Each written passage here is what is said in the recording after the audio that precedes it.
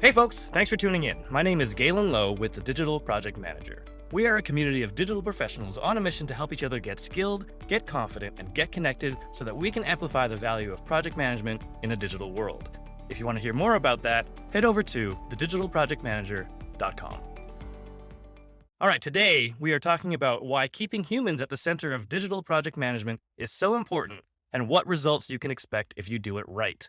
With me today is DPM's very own Director of Community Engagement, Courtney Johnston, or as we affectionately know her, CJ. Hello, Galen. I am so thrilled that I got to watch and listen to that intro be done live. You don't know this, but I think I'm going to put you on like a voice talent register so we can like have another revenue stream because it's just amazing to listen to. Oh, that'd be so much fun to have a profile on one of those websites. Some of our team actually has been going through these voiceover sort of talent databases. We've just been listening to it on the speakers. I'm flattered that you think I'm at that level. I think with all good things, right? I think my voice sounds nasally and like is actually very quite abrasive. But I'm glad that you and maybe some other people don't. But why don't we dive in? I thought maybe first of all, would you be able to tell our listeners just a little bit about how you came to be a digital project manager in the first place, and maybe just some of the types of projects you've worked on? Yeah. So it's a funny story, as most things are. I became a digital project manager completely by accident. It's not something that my 12-year-old self woke up and was like, I'm going to do this thing. So I went to school for business marketing. My very first job was at an advertising agency in Waterloo, Ontario. And folks who are familiar with the space will probably know which agency I'm talking about. Absolutely magical place to work. But my first job, I was on reception. It was the only job I could get, but I was just so happy to have a foot in the door. I opened mail, if you remember getting mail at the office. I opened other people's mail at the office, put it into folders into a mail cart and delivered it. I like paged people if they were late for meetings, that kind of stuff. But I was also always walking the halls being like, do you need help? Can I do a thing? What can I do? And I was so enchanted and I fell in love with like watching the creative team brainstorm and like put these beautiful print ads together. And even if it was like for an agricultural tool or something along those lines, I just thought the process was amazing. And I was enamored watching that all kind of come together. And so finally someone was like, hey, CJ. And actually, fast fact, this is where the name CJ started, was actually nobody called me CJ until like that year, which is so random. They're like, do you know how to do HTML? And I said, absolutely, I do not, but I can learn how to do it. And so then they taught me how to open and close a tag. And then they're like, here's some data that needs to get chucked into Dreamweaver, if you remember Dreamweaver. So this is, again, I'm dating myself. But I loved it. I absolutely loved it. It was so thrilling to be part of a team. Again, this was my first like real-ish job in that space.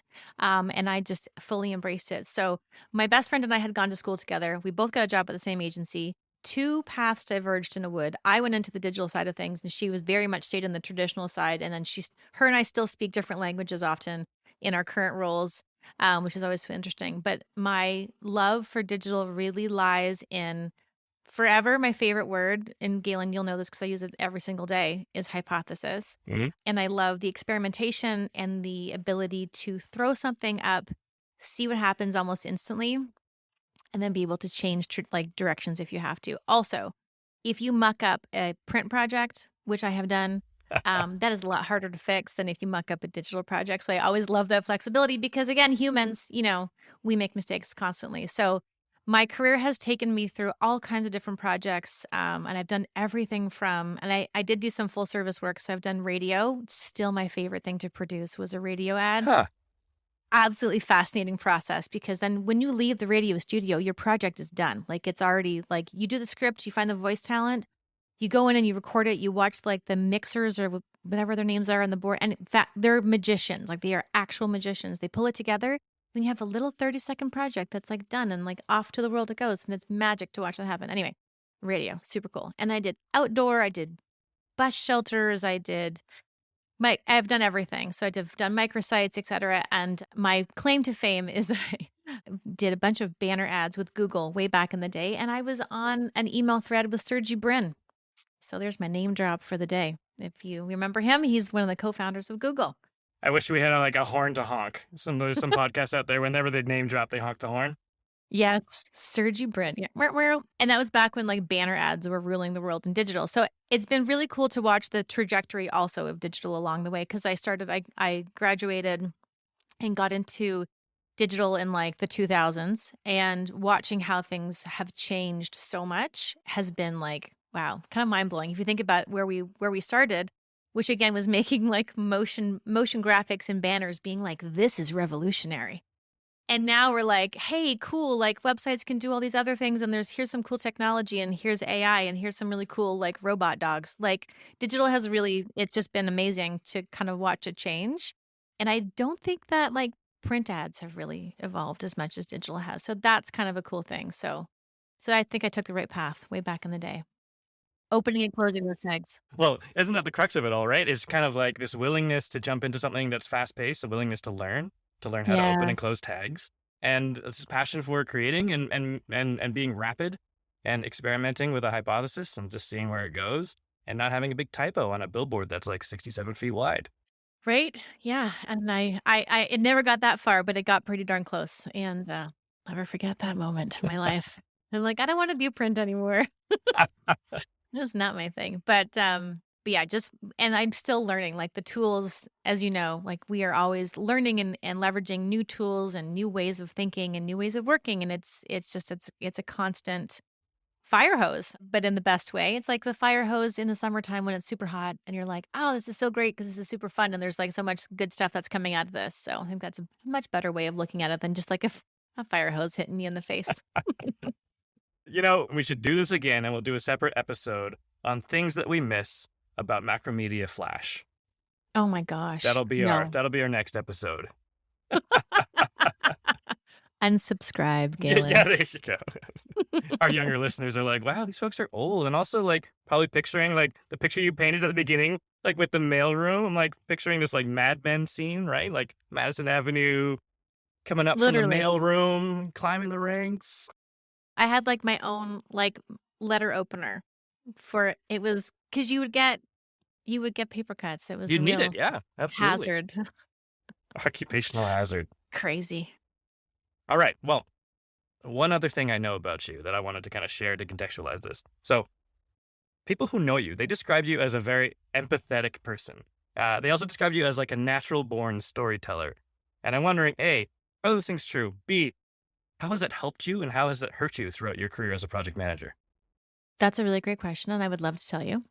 Empathy has always been a part of my DNA as a child. I can go back to, like, my nursery school reports that came home, and it was like, Courtney was so distracted because she was too busy taking care of this other child who came in and who was, like, missing their mom, and I was like, "It's okay, your mom's gonna come back," and so that nurturing caregiver mom business has always been a part of my life, and it's not something I've ever been able to drop. Even when I thought that I had to be someone different at work, I've never, never, never been able to drop it. So sometimes it is not necessarily always a positive thing because I can often take on other people's emotions and all that kind of Hmm. jazz, and I can carry that with me. But I love it about myself. I'm old enough now to be like, this is who I am, and I'm into it, and it makes me feel good to care. And it's just that's just the way it is.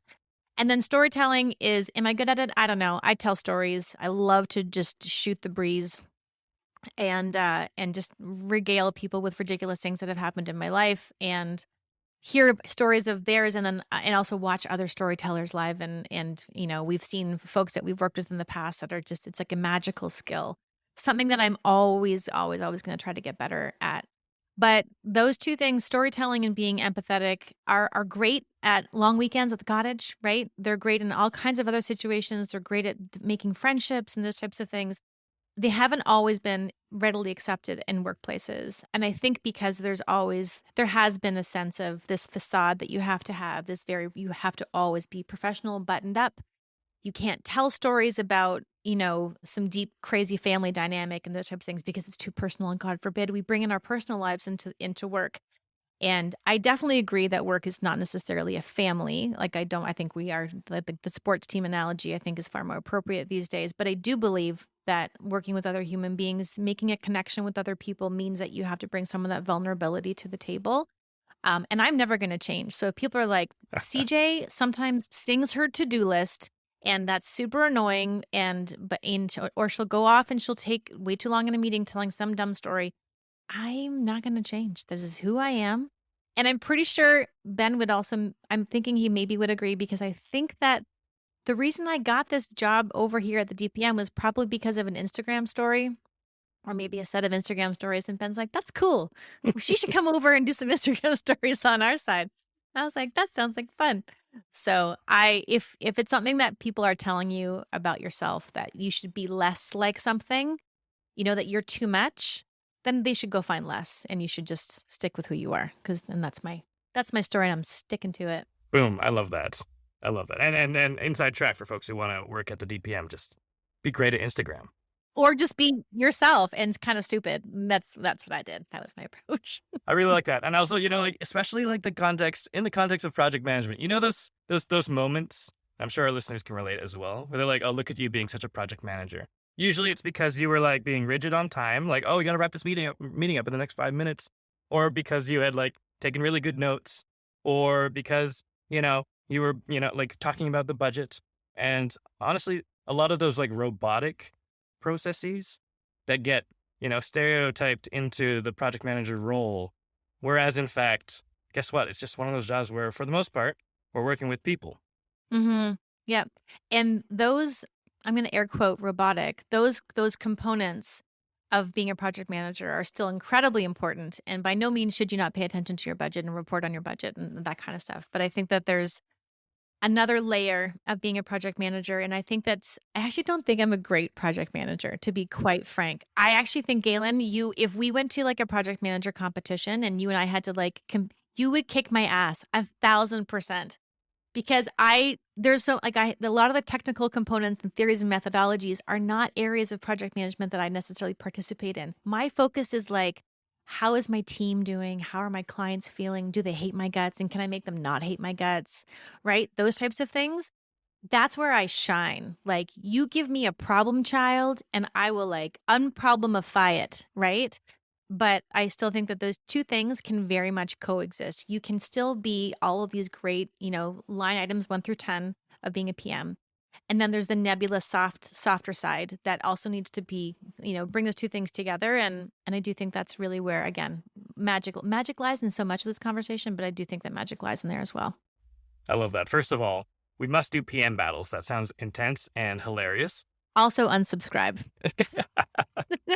And, I mean, won't it be great, that moment when someone is like, look at you being such a storytelling project manager, or look at you being such an empathetic human being project manager. Those are characteristics that are important. I do not think that you'd win in a battle against me in project management. And I think let's explore this a little bit more deeply about how just being a good human can affect the performance of your team, the way you deliver projects, and generally your success as an organization.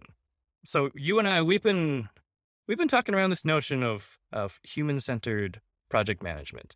And I know it's kind of a thought that you've got going in progress, work in progress. Yeah, work in progress. But I'm wondering if you could tell us a little bit about where your head is at in terms of what is human-centered project management. Is it a completely different approach?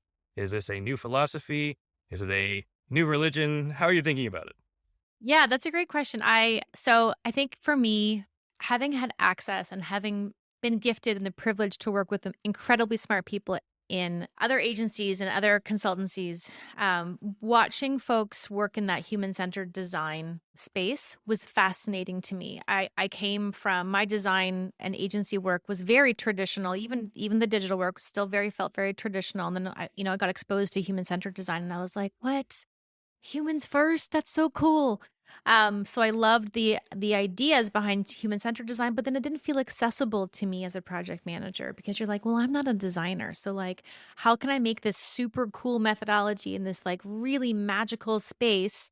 I also overuse the word magic and I am unapologetic about it. How can I bring that magic into my own self? Or am I already doing some of that already? And the feedback that I always got from folks who I worked with was that I was empathetic. And a few times I did get people saying, CJ is the greatest project manager I ever worked with. And I was like, why would you say that? I'm like, I feel like I'm kind of terrible. And they're like, no, you were always there for me. Like you were always there to help solve a problem. And you'd always sit and chat with me and those types of things. And I felt like at the baseline, my hypothesis of human-centered project management is really about being aware, that awareness, it's about noticing. about being present and being a better human to the humans around you. And we probably at some point we think that we're very likely doing some of these things, but I think putting that intention behind it in terms of including that human experience and all the things that you're doing. So the practice of human-centered design, at its baseline on that side of things is trying to find the answers by including the human perspective and the human experience in all steps of whatever the process is that you're trying to solve. So whether you're solving a problem or developing a new product, you need to understand the people who are using the products. And it's the same for managing a project. You're managing your team, your clients, your stakeholders, and all of those folks are end users of what you're producing. And I really do feel that you can get better work from everyone that you're working with by bringing your full human to work every day and then eliciting their full humanness by, leading through example and bringing your own vulnerability. And I really firmly believe you can add more depth, empathy, joy, direction, and by bringing more of yourself to your job, your team, and honestly, I think to your future. And everything I do, I want there to be joy in it. Joy is one of those human emotions that is my favorite. If I can have a favorite human emotion, it's joy It's a because good pick. it's a great pick. And I think that I think that we're really lucky as humans to be able to feel that emotion. Not that cheetahs and like elephants and like ants and like bunnies like maybe don't feel joy. They probably do. And they're like crunch, crunch, this is delicious. Or like chase, chase, murder, murder, like this is super cool. There's an animalistic joy, but I think that as humans, it's an intellectual, deep heart joy that we feel in all kinds of different ways as parents, as friends, as someone who's eating an amazing bowl of French onion soup or experiencing something that they've never seen before, like the first time you see a Monet hanging in a gallery, like that type of joy. Those are big juicy pieces of joy, but I still feel like there's a line of joy that you can be bringing to your work every single day by just letting yourself notice and like bringing yourself, all of you. Do not hide behind that facade. Do not think that you have to act in a specific way. And there is a bit of a framework, I think, anyways, my hypothesis is I think there's a bit of a framework that people can follow because sometimes soft skills can be difficult for people. It doesn't always come naturally. I'm very lucky that I grew up being this empathetic kid and being this empathetic person, but at the detriment of I can't do long division. Like, don't tell anybody that my math skills are absolutely terrible, but I'm really good at Excel. So there's trade-offs. And I think for every human, you over-index on numbers or letters typically, right? One of those two different sides of your brain. Also, I am not a doctor, but I feel like I'm saying the right things. So I think that I do believe that there is a framework for folks who are wanting to bring some more of those soft skills into their work, who are open to it. And I think that that's something you have to stay open to as a human, always changing, always evolving, always learning. Staying open to being like, okay, I can learn new tricks. I probably could learn long division, right? If I really wanted to. And I have had people who've tried to teach me and I have rejected it thoroughly, but I'm open to it. If anyone wants to try to teach me long division on paper, it has to be on paper. But I think that there's an opportunity for learning, I guess is all I'm trying to say is that I think that there's a way to learn that joy. I think that joy can be learned if you don't feel like you've got enough of it in your life. I think it can be learned. I love that. One thing I want to circle back on that I think is really important that you said was that we need to be we need to be aware of the end user. And it has been sort of in the realm of that design, that craft, right? To be human-centered and thinking about the customer or, end user of a tool. But what I thought was really important that you said was we need to consider the end users of the project experience that we're creating. Exactly. Because we are, as project managers, we are crafting an experience for our team. We are providing that framework for them to succeed. We are providing clarity. We are providing support. And it matters how they feel, actually. Contrary to a lot of stereotypes, a lot of the negative stereotypes of our project managers, contrary to all that, it is a crafted experience for collaboration to get done within its constraints.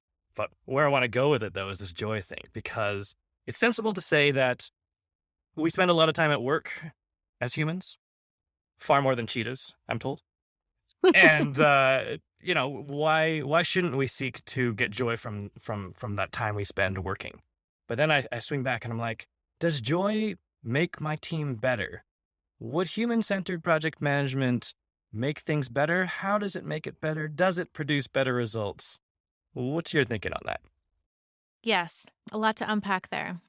If you bring joy into the workplace, will you get better results? And unequivocally, I will put all of my money on the table and I will say yes. I will say, I'll put all my bets on red number 13 or whatever it is and say yes, 1,000%. Because again, joy is one of those big, juicy, magical human emotions. And if you can elicit joy from your team every single day, maybe not every single day, but for most of the time, they're going to stick around. They are going to bring their ideas. They are going to work harder to solve something because they're happy, right? That happiness and that joy are so connected. So, yes, it produces better results because even in the toughest of projects, you know my ketchup chip story, right? My ketchup chip story is a great example of this. So, let me see if I can just zip this up real fast. I had a very difficult client on a project. I had a team of 4 designers that I was working with, a UX team, as well as my graphic design team.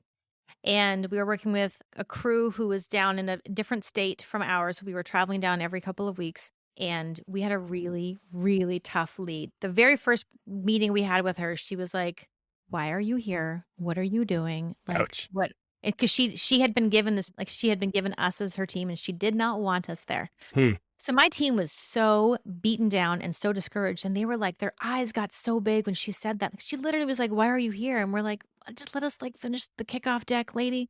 So then I was like, my first step was like, okay, I need to make the team feel like this is fine. We are Mhm. going to be, this is good. Like we're going to take this energy and we're going to spin this right back around at her, which is what we did. And then my second thing was like, I need her to love me because like I'm a people pleaser. So I found out she liked ketchup, like lived for it because we took her out for lunch because I was like, let me just see. I need to learn about her. I need to take her out of the workspace into a social situation where she's eating, which is a very vulnerable thing to do with other people, and see what happens. So she was just like, ketchup was on everything. And I was like, "Oh, you like ketchup?" I'm like, in Canada, we have ketchup chips and ketchup flavored literally everything, like rice cakes, the whole bit. And I was like, I got it. I got this idea. So I then went back to the office. I filled up a box with like ketchup flavored everything. I threw in some stickies and some Sharpies, labeled it office supplies, shipped it down from Canada to her office, being like, she will just like fall completely in love with me and then we'll be besties and this project's going to go great. This is like maybe like 4 or 5 weeks into this 3 or 5 month project.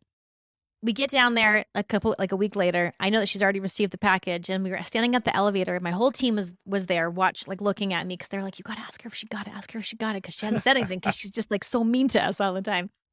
So I'm like, "Oh, did you get our package?" And she just looked at me and she was like, "Yes."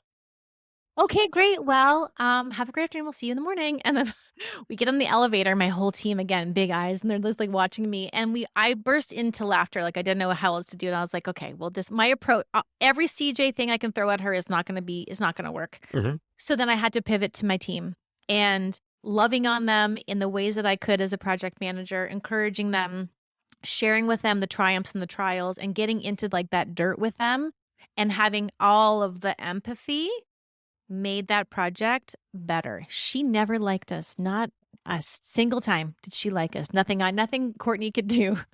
And I threw everything at her. And usually that would be a source of pride for me. Like, I switched her over. Now we're besties.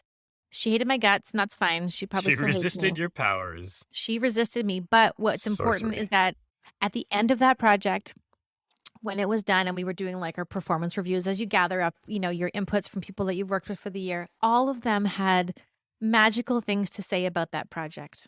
They're like, it was Huh. so hard, but oh my gosh, did we ever we killed it. Like we still killed it. We killed it dead. Like it was so good. Like we just like murdered that project and it was like awesome. And that to me is how you get better results by being empathetic and, feeling what your team feels and not Mhm. just like sidelining it and being like, oh, she's just a difficult client. Let's just like move on and who cares and not addressing it and not Mhm. talking about it and not like commiserating over, giant pails of margaritas or whatever we were drinking because they were based out of a southern state. But that to me made me feel like I'm like, okay, I'm on the right path and I've done the right things. I rinse and repeat because every time I had a difficult project, difficult client, whatever, same approach. I am in there. I am here for you. We are doing this together. I am not a sideline. I am not a partial. I am not just here to do, budget, scope, and timeline. I am here with you because we are doing this together and we're doing this thing. So that reassured me that I was doing the right thing. Isn't that like the best kind of team cohesion? Like it's just we're all in it together. We're gonna come out with stories. It might be a slog, Mhm. but we can keep our morale high by treating Yeah. each other well, by being aware of what each other are feeling as a team. And, we've both worked in client services, so we know that's an uphill battle a lot of the time. Yeah. But to be able to, I mean, I'm speaking specifically for your project team. Obviously, what we're talking about, extends beyond that. But even just with your project team, just building that empathy and just being so truly human, people are going to do better work. They are going to have a better attitude towards work. Their morale is going to be higher. They're going to have more confidence in themselves. Mhm. And I mean, in particular, your story, what I like about the ketchup chip story is that, it puts you in a vulnerable position that your team Yeah. sees and that they can relate to. And Yeah. suddenly it's not, and it's sometimes hard to see it from our perspective as project managers of maybe how intimidating we are, to our Mhm. project team. They might just always want to say yes. They might just be, Yeah. have just like unshakable fear throughout the project that they're going to deliver something late or something low quality. Or they just wanna say no because Hmm. they're like, "I'm gonna put my back up against this project manager, and I'm just gonna say no." Like, I have worked with many, dev leads and tech folks who are just like, "Absolutely not." Just arms crossed, Right. no way. Hmm. But then you can crack that hard outer shell and get to connect with them on a different type of level. That's when the yeses will come, right? So my team in this particular example, they didn't have to go above and beyond the work that they were doing, but they still did, despite getting her ass handed to us every single day by her. And I'm going to date myself here again. Pollyanna, if I said a Pollyanna reference, would you know what I'm talking about? Not I. Okay, so there's a movie, I think it's Shirley Temple, and Pollyanna is the little girl's name, and she is just a bright spark of sunshine, and she does not quit. Hmm. It's sunshine all the time. And, that's kind of how I am for the most part. Like, I got my ass handed to me multiple times in this project, but I did not stop. I killed her with kindness regardless of how she treated me. And my team loved it. They're like, "Man, you can take a beating." I'm like, "Yes, I can." And I was like, and it was a point of pride for me. I'm like, nothing she can say is gonna hurt my feelings. She's mad. And again, the empathy towards her was she didn't want us. She didn't want this project. She wanted her Hmm. team to do it. Hmm. She didn't want to hire an outside group. And I was like, I get it. We're like, so, but like, how can we work together? And how can we like make her shine despite her being mean to us? How can we Hmm. make her shine? So yeah. It gives you that ability to kind of rise above it and Yeah. get the job done Yeah. in a way Yeah. that, and you said they were fond of the project in the end, your project. Well, I'm wondering if people are thinking, I wonder if our listeners are thinking, okay, well, that sounds all fine and good, but I'm not, sunshine all the time, CJ. But when we're talking about, a human-centered approach to project management, what are some of the core skills that a project manager should probably hone Mhm. in order to like lead projects in this human-centered way?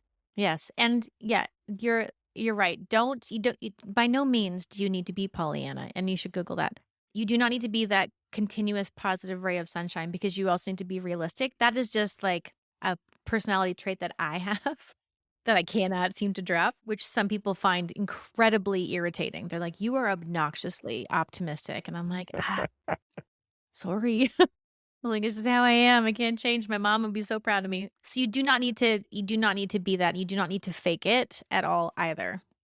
So that's not a natural personality component of yours. By no means do you have to have it.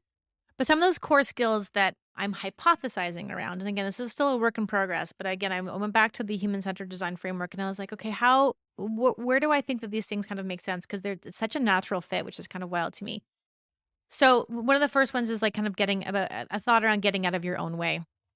So checking yourself before you wreck yourself. Like check yourself the way that you're thinking is the only way to get stuff done. Like checking your own bias, staying open to other new ideas, other new ways of thinking, what other people might be bringing to the table. So get out of your own way. Your ego is going to block you more times than like some crummy bug is going to block your project. Like you are going to get in your own way if you weren't careful. So I think by finding a path and a methodology that works for you to stay open is a great way to start.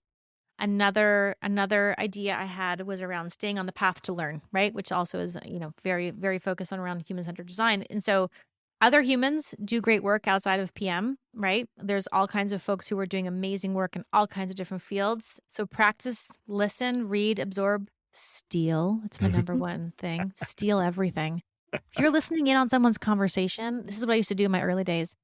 I would listen to folks who were more senior than me in a meeting. This was typically at a large management consultancy where I was at, and maybe a few other agencies. I would write down verbatim what people were saying. So I was like, I love that. I'm going to steal that.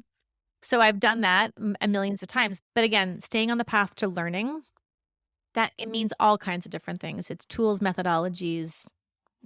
I went from working in a Microsoft environment over here to where I'm Google Suite. And at my first, and Galen, you'll attest to this, my first couple weeks, I was like, I hate everything. I can't find a darn thing. And I'm like, how do I live? And I was like, girl, I got to stay open. So I did the research and read a bunch of blogs about browser-based, everything.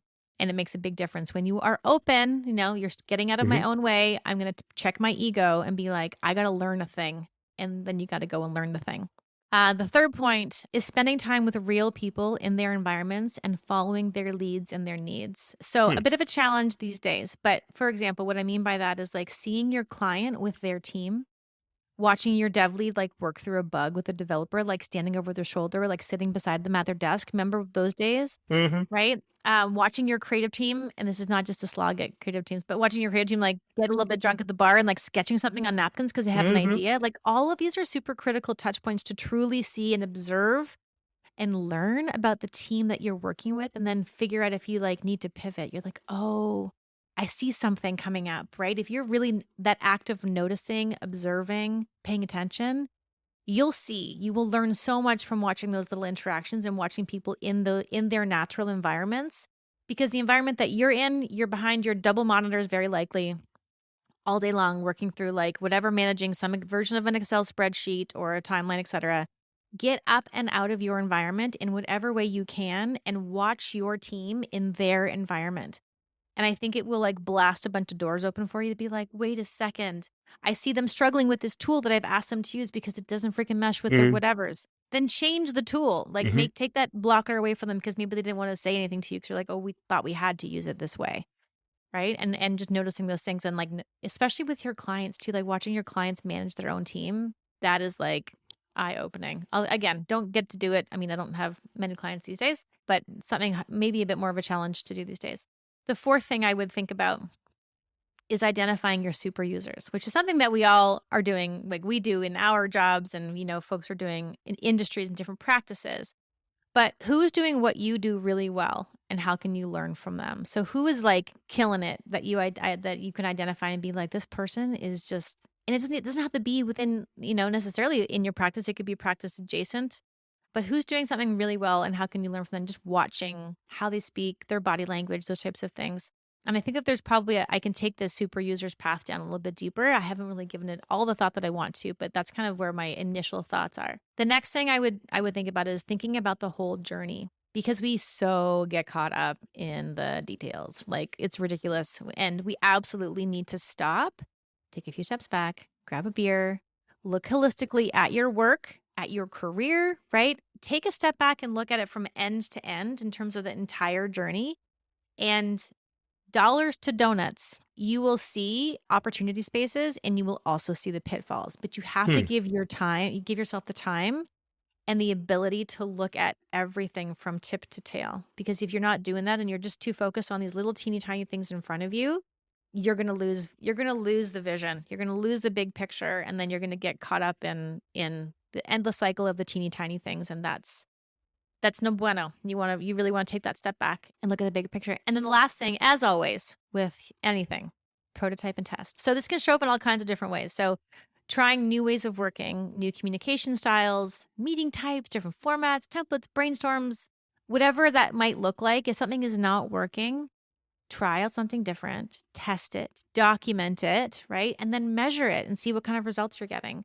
And I feel that's something that we should be doing in life. It's something I do with my child. I'm I'm going to prototype hot dogs wrapped in Pillsbury crescent rolls, which I thought was this is going to be disgusting. No, absolutely was a major one. And I was I kind of feel bad feeding this to my child, but I'm I prototyped it. It worked. And now it's on a regular rotation, not all the time, but he loves it, right? So those types of things, that prototyping and testing is these are all basically just life lessons as well. I think that these are things that we just do as humans, not just at work. So that's kind of like, if that makes sense, that's like the environment in which I'm thinking about how human-centered skills can show up for PMs. You know what's so interesting to me is as you were going through those, I was thinking about just how they may contrast against what a project manager thinks they're supposed to think. Do you know what I mean? Like they're like, Yeah. I'm supposed to be the leader. How can I get out of my own way? It'll be, just a car without a driver, or like stay on a path to learn. It's kind of like, oh, I'm supposed to know all of this, right? That's why I'm whatever your title is, senior project manager. I must have learned everything already. I can't be in learn mode in front of my team, or even just like, spending time with your team, like watching what they do. A lot of project managers that I've been talking to recently, they're a little bit self-conscious about the fact that people don't understand what they do all day. And then to just be hanging out, Yeah. watching them work is like, okay, well, you don't do anything, but also the value of that, right? Like, what is the Yeah. value of that? There is value there. Yeah. Super user, same idea, right? It's kind of like, well, I think I do what I do really well, it's kind of like overcompensating for your imposter syndrome. And then just like getting lost in the details. You said, think about the whole journey. And I'm just thinking about how much of the job, when you're at a certain pace at your project or a certain point in your project within the journey, there's always that moment where you're just looking at the thing like that's like hours ahead of you, or like what's Yeah. tomorrow, and you're not like zooming back out, and you're like, no, I just need to like manage this minutia so that this deliverable goes out on time and it's perfect. But again, giving yourself the opportunity to zoom out and see things from the whole, just zoom out to the whole picture, not even just Yeah. the journey of the project, but like you said, right, careers and the Your careers of your career, yeah. teams. Mhm. And then I do like this prototype and test. And I think for me, I'm like, we often talk about methodology as being this like a rigid framework, and we should do things, repeatedly and consistently. And that's what's going to make it work versus let's try something. And then if it doesn't work, let's talk about it and then let's change it. And I don't know that a lot of project managers think that they can do that. I'm sure there's Yeah. tons out there that do, but I think it's really validating and refreshing actually to hear that, yes, of course, especially if you're iterating already in the way you're approaching a project, why wouldn't you iterate on methods or communication Exactly. styles or, yeah, Yeah. just the way a meeting agenda looks that's a recurring meeting or the way you're capturing data? I think that's really, really cool. And I'm seeing the tie-in now, and now I'm like, aha, because for Yeah. those familiar with human-centered design, there are these principles of sort of being in the environment and being empathetic and understanding the needs of the people who are actually experiencing the thing that you're creating. And in the context where we are creating a project experience, how can we make that more human centered so that we are empowering people and supporting people to do their best work? Winner, winner, chicken dinner, Galen. Exactly. Yes, all of those things. And I think that there is, within all of these, there's a layer of vulnerability where you have to step outside of the things that you think are expected of you as a project manager. You're like, I'm supposed to know how to do this. No, no, you're not. There is no world in which we live in. And I was at a conference last week and that very question came up. Am I supposed to know how to do this? Mhm. And the answer is no, especially if you're like, I don't know how to do this. And it has to be okay that you don't know how to do something. And it has to be okay for you to be like, I need to take the time to learn how to do this thing, or I need to take the time to like step out of the current situation that I'm in so I can like take a moment and like reset my table Mhm. and come back to this because you're not supposed to know everything and it's okay. And I think you have to be okay with that not being okay. And the second you can get to that like mindset, I think it kind of opens you up to being far more accepting to be like, okay, well, what else can I change? And like, what else can I not know? And where else can I fail safely? Right. And I think it just, yeah, I'm excited that it gels with you. No, I love it. I love it. One of the things I'm thinking about in the back of my head is just, okay, some of our listeners, they're owners of companies, they are the leadership team. So I was just thinking from an organizational perspective, some of the things that we're talking about are not the typical way of thinking about project delivery. But for organizations who are compelled by this, like how can they support it? How can they harness the power of human-centered project management? So I think that's a great question. And I don't have a fully formed answer for this just yet. But again, hypothesis. My hypothesis is that, also following the tenets that we just talked about. So they need to get out of their own way. They need to get out of the way of their like corporate ego in terms of how they think a PMO is supposed to run or how PMs are supposed to act and behave and do, et cetera. But it's not just within the PM perspective. I think they need to support and embrace their entire workforce as truly human and allowing them to be truly human and allowing folks to show up as their whole selves, right? And that there isn't an ask or there isn't an expectation of a facade. Because I'm a VP, I have to do this. Because I'm an MD, I have to do this. Because I'm a senior PM, I have to act this way. What if we all just were like, hey, it's cool. You just show up as you, bring you to your project, because you is what makes this project is amazing. And so we worked at a management consultancy before, which had this as a value. And it was an amazing thing to know that was okay, that I was okay to be my Pollyanna, gleefully, obnoxiously optimistic self. And at no point in time was it ever going to be held against me for who I was. That I could be in a meeting and I could sing my to-do list, which I do. I sing tasks all the time. And people will tell you that that's, not necessarily always on key. Don't know why I do it. Love it. Don't care. I'm never going to change. But that I was in an environment where I felt like I could do that. And I think that organizations allowing folks to really be who they truly actually are and really actually embracing it. Don't just chuck the words out there, lead by example. And share your vulnerabilities as the CEO, as the GMs, all those things, because we want to know that you guys have screwed up and failed and made mistakes. And we want to know that you've got things that you love to do outside of work. We want to know, those vulnerabilities that you have and you experience every single day, that you also maybe have imposter syndrome. And then there's also someone on your shoulder being like, you don't know what you're doing, right? I think by sharing those stories and by being super open about it is a really fantastic place to start. And don't put expectations that everyone knows all the things, because we don't know all the things, and that's okay. And it's okay not to know all the things. And I feel like that also should be like a bottom line, no brainer as well. It's surprising how much energy it actually takes to wear a facade, to try to make it seem like you are infallible, or that you've never made a mistake, or that you know everything, or that, you can't pull relatable experiences from your life because you don't want to share much about your personal life in an environment where it is safe to be your authentic self. It is very freeing. And I do think, I agree with you. I think that it actually results in better work.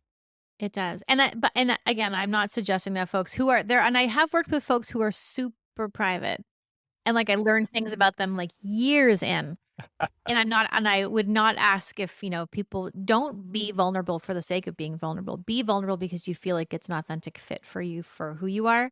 But I think that it does open up a shared human experience when people can be like, oh, you're like me. We are kind of the same. And it doesn't matter what level we are, et cetera. But I can see myself in you and you can see yourself in me. And that makes our teamwork amazing. I love it. Last question from me. You said this is a bit of a work in progress. I know it's a thought that's evolving. I know that a lot of folks listening are like, okay, well, when this is a framework that I can apply, I'd like to use it. But along the journey, how can some of our listeners learn more about human-centered project management? Yes. Well, my book is coming out. I'm just kidding. Just stick with me. Just stick with me as I'm working through this hypothesis, as I'm working through some thoughts. I'll be putting some articles out and some thoughts out onto the site, into the forum. I'll be test driving some stuff with our membership to see what sticks, right? I'm going to test and prototype a few things and get some feedback, and then build out this framework far deeper than these ideas I shared with you all today. So just hang out, just stick around and see where this goes. And if you obviously have suggestions, you know where to find Galen and I. Our inboxes are always open. I wish I could say that my office door was open. I don't have an office door as I'm sitting at my kitchen table. But I just hang out, just see what happens. And I'm hoping in the next few months to kind of bring some of these ideas more fully formed back out to the world.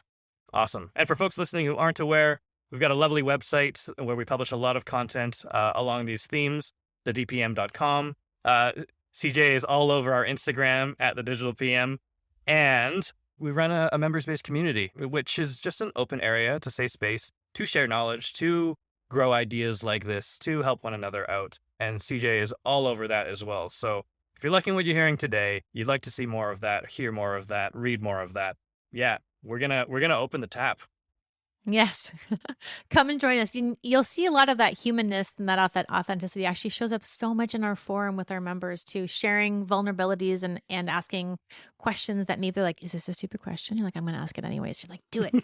And it's amazing to watch people show up for them and answer, which is just, it's a fabulous community. And I'm so proud to be a part of it. CJ, thanks for coming on the show. Always really insightful. Love chatting with you. You've got so many stories. Let's do this again. And I'm really looking forward to hearing more about human-centered project management within our community. So what do you think? Can human-centered project management yield better results? Or is it just project management in a different wrapper? Tell us a story. Has there been a time in your career where you have felt that being an empathetic human has put your project at a disadvantage? Or alternatively, have you ever regretted not taking more of a human approach with your team? Leave us your thoughts in the comments below. And if you want to hone your skills as a strategic project leader, come and join our collective. Head over to thedigitalprojectmanager.com/membership to get access to a supportive community that shares knowledge, solves complex challenges, and shapes the future of our craft together. From robust templates and monthly training sessions that save you time and energy, to the peer support offered through our discussion forum, community events, and mastermind groups. Being a member of our community means having over 1,000 people in your corner as you navigate your career in digital project delivery. And if you like what you heard today, please subscribe and stay in touch on thedigitalprojectmanager.com. Until next time, thanks for listening.